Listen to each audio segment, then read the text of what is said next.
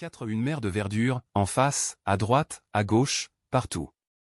Une mer roulant sa houle de feuilles jusqu'à l'horizon, sans l'obstacle d'une maison, d'un pan de muraille, d'une route poudreuse. Une mer déserte, vierge, sacrée, étalant sa douceur sauvage dans l'innocence de la solitude.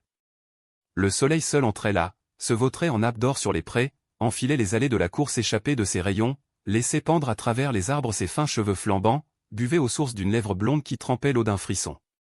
Sous ce poudroiement de flammes, le grand jardin vivait avec une extravagance de bête heureuse, lâchée au bout du monde, loin de tout, libre de tout. C'était une débauche telle de feuillage, une marée d'herbe si débordante, qu'il était comme dérobé d'un bout à l'autre, inondé, noyé. Rien que des pentes vertes, des tiges ayant des jaillissements de fontaines, des masses moutonnantes, des rideaux de forêt hermétiquement tirés, des manteaux de plantes grimpantes traînant à terre, des volées de rameaux gigantesques s'abattant de tous côtés. À peine pouvait-on, à la longue, reconnaître sous cet envahissement formidable de la sève l'ancien dessin du Paradou. En face, dans une sorte de cirque immense, devait se trouver le parterre, avec des bassins effondrés, ses rampes rompues, ses escaliers déjetés, ses statues renversées dont on apercevait les blancheurs au fond des gazons noirs. Plus loin, derrière la ligne bleue d'une nappe d'eau, s'étalait un fouillis d'arbres fruitiers, plus loin encore, une haute futaie enfonçait ses dessous violâtres, rayés de lumière, une forêt redevenue vierge, dont les cimes se mamelonnaient sans fin, tachées du vert jaune, du vert pâle, du vert puissant de toutes les essences.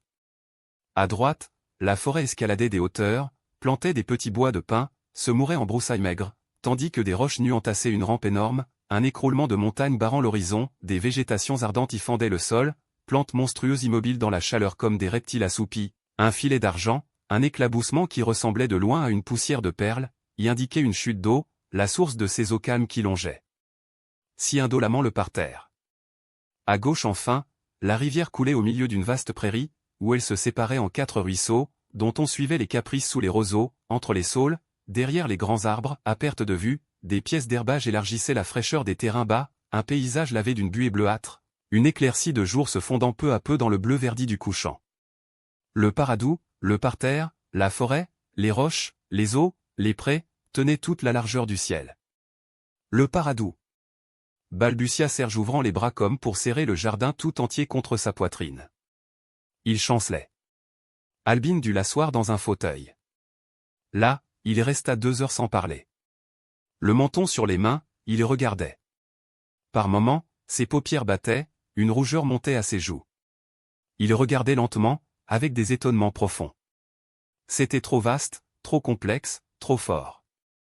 Je ne vois pas, je ne comprends pas, cria-t-il en tendant ses mains à Albine, avec un geste de suprême fatigue. La jeune fille alors s'appuya au dossier du fauteuil. Elle lui prit la tête, le força à regarder de nouveau. Elle lui disait à demi-voix, « C'est à nous. Personne ne viendra. Quand tu seras guéri, nous nous promènerons. Nous aurons de quoi marcher toute notre vie. Nous irons où tu voudras. Où veux-tu aller ?»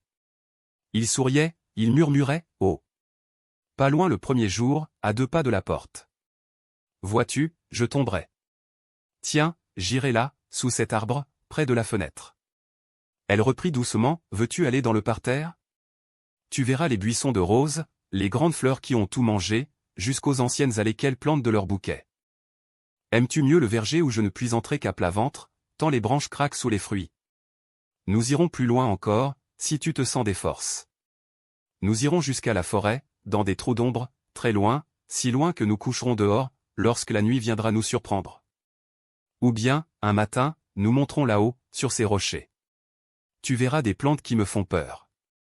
Tu verras les sources, une pluie d'eau, et nous nous amuserons à en recevoir la poussière sur la figure. Mais si tu préfères marcher le long des haies, au bord d'un ruisseau, il faudra prendre par les prairies. On est bien sous les saules, le soir, au coucher du soleil. On s'allonge dans l'herbe, on regarde les petites grenouilles vertes sauter sur les brins de jonc.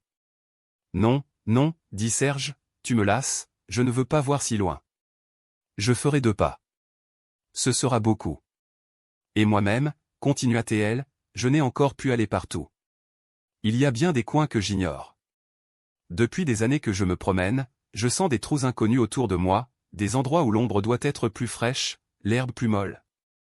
Écoute, je me suis toujours imaginé qu'il y en avait un surtout où je voudrais vivre à jamais. Il est certainement quelque part, j'ai dû passer à côté, ou peut-être se cache-t-il si loin, que je ne suis pas allé jusqu'à lui, dans mes courses continuelles. N'est-ce pas? Serge, nous le chercherons ensemble, nous y vivrons. Non, non, tais-toi, balbutia le jeune homme. Je ne comprends pas ce que tu me dis.